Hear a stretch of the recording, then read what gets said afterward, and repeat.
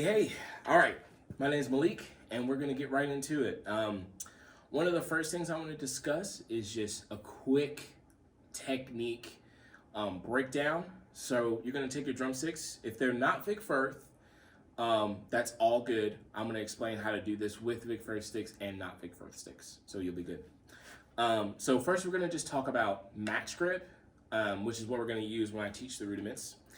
So if you're using a Vic Firth stick, put your thumb on the Vic Firth flag, and then make sure your index finger is right behind it and covering your first knuckle. So if you look at the stick, you should be able to see, hypothetically, right through your stick, and it will go into your first knuckle, okay? And that's gonna be the same for both hands. Now that you have this is what this looks like, right? That's what this looks like. I'm gonna do all types of weird stuff. That's what it looks like. Okay, you're gonna put your hands over the pad or over the snare drum if you're playing on an E kit or a real one. And what you're gonna wanna do in terms of the grip angle, right? Grip angle, you're gonna want your thumb to be pointed this way, right? Here's this other stick as an example, right? That's the direction we're going. That's American grip. That's American grip, right? The back of your palm is also going to be pointed in that direction, okay? So the first rudiment that we're going to start with is going to help utilize this technique, and it's called a single stroke roll. The single stroke roll is all alternating right and left hand, okay? So we're just going to start with that, okay? One of the stroke types being used is going to be the rebound stroke, right? You can just play this with me. I'm going to do it for a little while. Notice that I'm not using a lot of arm, using a lot of wrist. Focus on the wrist.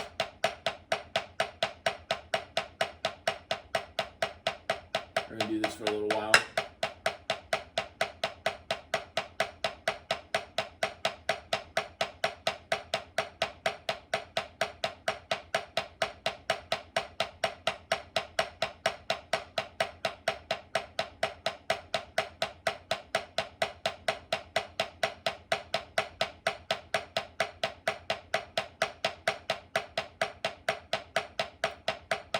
And stop. Okay? The next thing we're going to do is another roll, right? It's a roll that can be, I should tell you, the single stroke roll is all in the wrist. Played faster, this is what it would sound like. Okay? That's a good tempo. The key here is making sure that your hands are balanced. You don't want this or this. Right? A little bit faster. All in the wrist. And even faster. Still in the wrist here. Okay. On to the next rudiment. We're going to have our double stroke roll. Okay, our double stroke roll, right? That sticking for the single stroke was all alternating. The next sticking is going to be right, left, right, left. This is probably the most common roll used in drumming, right? There are a lot of rolls that can be attributed to a number, like the 5-stroke roll, the 6-stroke roll, the 9-stroke roll. But the double stroke roll is just a stream of eighth notes, or a stream of 16th notes, or a stream of triplets. So I like to associate the double stroke roll with a rhythm, not a number. Anyway, all right, so right, left, right, left, right, left, and so on.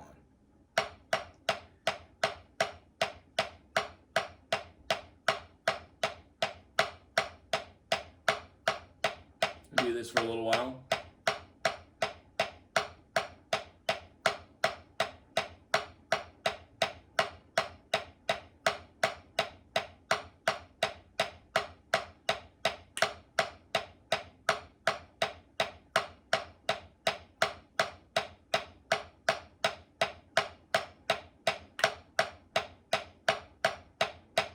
Keep going.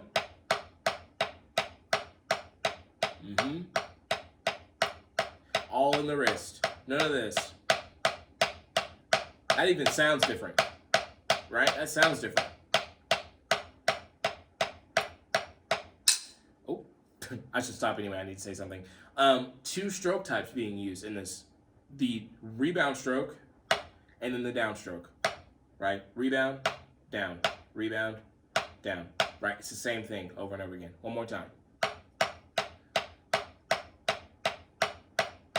And make sure you keep your sticks at an evenness apart from each other so you don't do what I just did when I messed up.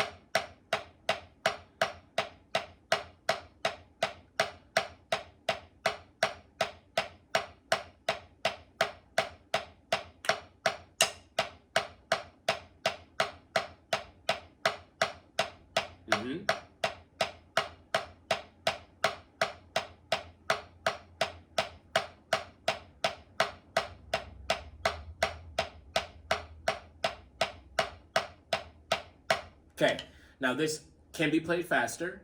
All right, I'm gonna play it faster a little bit. Still using the wrist here. Making sure that all my fingers are on the stick. Using all my fingers. I can feel the vibration in the drumstick on my pinky, you know.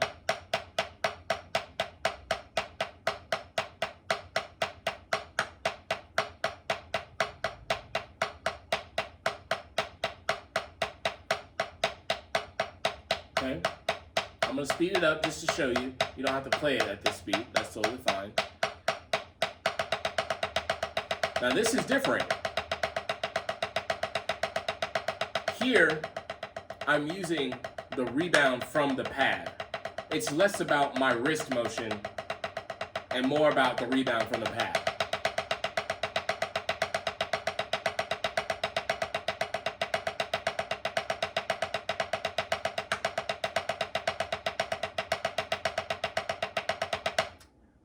Now, it can be played even faster to get more, you know, unique sounding rolls.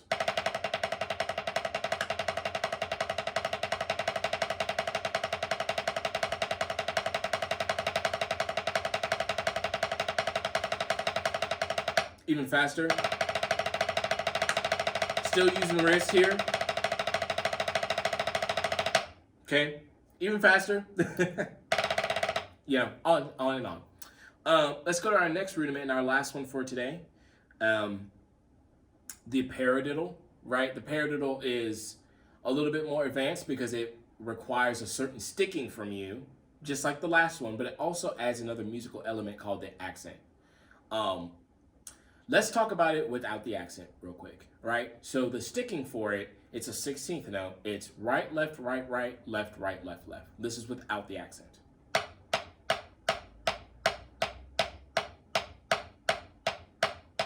And all the accent is just, an accent itself is just a greater emphasis on a certain note, right? Usually that means in volume, right? Volume, there is greater, I guess I just said the same thing. But yes, an accent. The accent is on the first note of the paradiddle. So just to explain this, because there's no visual, one paradiddle is right, accent, left, right, right.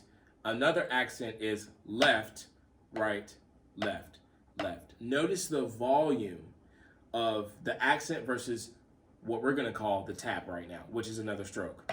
Taps, accent. Right? So all together you have right, left, right, right, left, right, left, left. Accent, accent, accent, accent.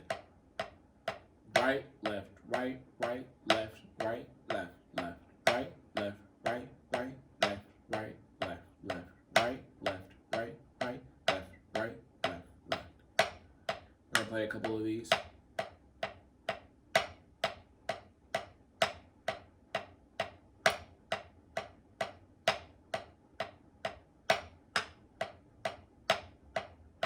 Notice I'm not really slamming the accent, right? Just using my wrist for emphasis. Using my wrist. There's nothing wrong with that.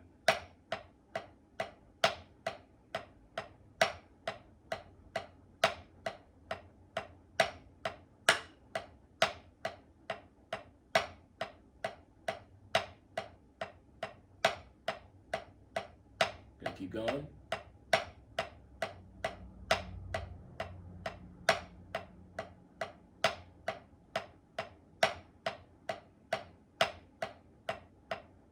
Okay, now the paradiddle, just like the single and the double strokes, can be played a little bit faster.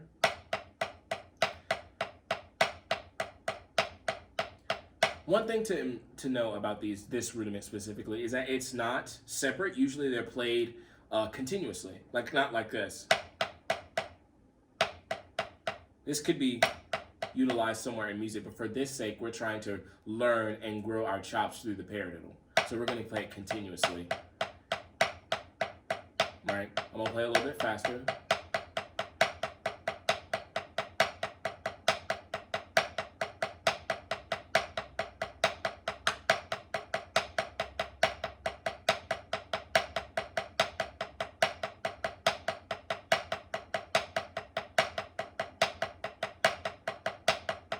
Faster.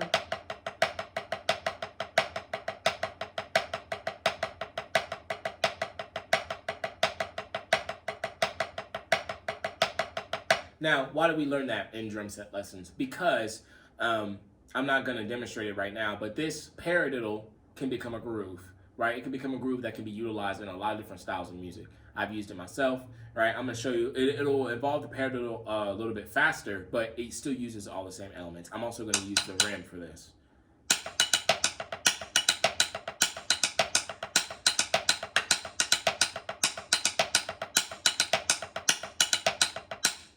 So there you go.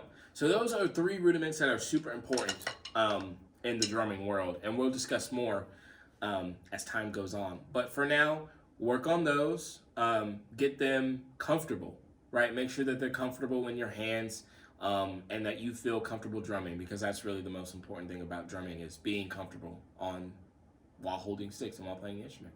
Well, thank you so much. You're awesome, and I hope to see you soon.